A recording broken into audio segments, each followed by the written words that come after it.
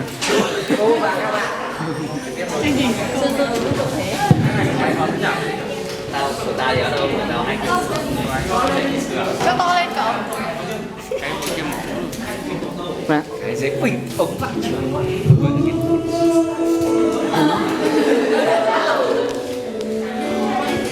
Bao đêm anh luôn trong mong một người là em đó. Khi cô đơn anh luôn nghĩ đến một người là em đó. Có biết bao giờ thơ, có biết bao để chờ. Tôi về khi bé bạn.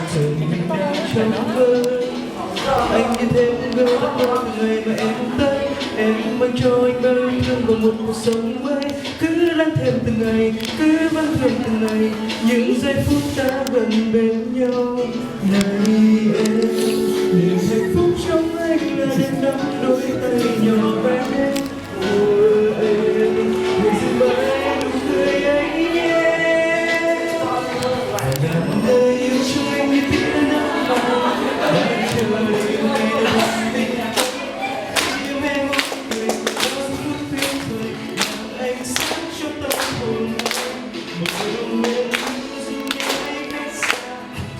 Yêu một bài hát dành tặng chẳng nói lên tất cả.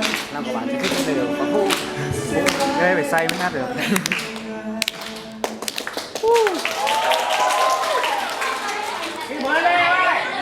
Lời hai bên này. Bao nhiêu đêm anh luôn trong mong một người Lại là hát em một lời. đó. Khi cô đơn anh luôn nghĩ đến một người là em đó. Có biết bao giờ thơ, có biết bao để chờ. Mình mời đâu ngày về đây. Anh như thế một người từ ngày mà em tới. Em mang cho anh mơ thêm một cuộc sống mới. Cứ lắng thêm từng ngày, cứ vẫn vượt từng ngày. Những giây phút ta gần bên nhau. Này em, niềm hạnh phúc trong anh là đêm nắm đôi tay nhỏ bé.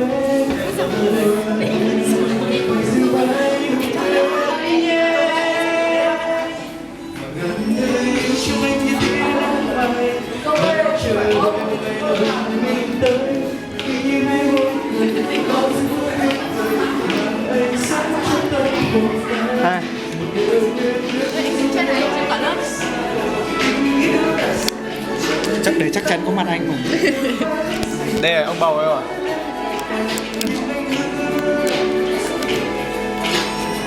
Sẽ mãi mãi luôn quan tâm bên em dù Bạch sóng.